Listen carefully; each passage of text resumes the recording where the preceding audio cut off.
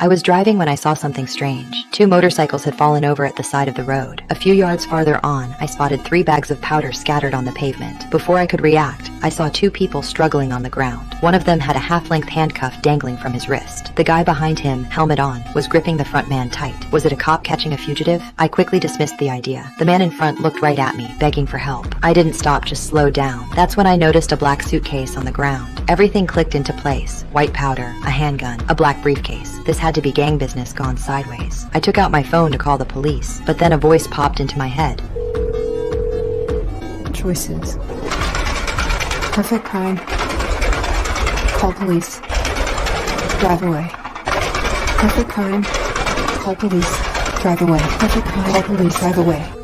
Thinking about that black case, I hung up. I chose what felt like the perfect crime out of 3 options. First, I stood the spool up. Then I threaded the end of the line through my rearview mirror. I pulled it out of the car. After getting out, I gripped the needle tight. I started inching backward. I was extra careful, avoiding any tangles. Under the handcuffed man's confused stare, I crouched quickly. I fed the line through that half handcuff. Then I stood and jabbed the needle into the heel of the other guy's white shoe. The helmeted guy was totally stunned. Without a word, I dragged him and placed him facing the handcuffed man. They were nose to tail. I pulled the needle free. I threaded one line through the sleeve of the helmeted man. By now, they seemed to get what I was doing. Their next moves confirmed it. I measured the distance with the needle. Then I jumped in the car and fired up the engine. As the car moved forward, the spool spun like crazy. It went down fast. The other ends of the lines were actually tied to 2 handguns. Under the pull, the guns shot out toward the 2 men at the roadside. A fair duel, so to speak, had started.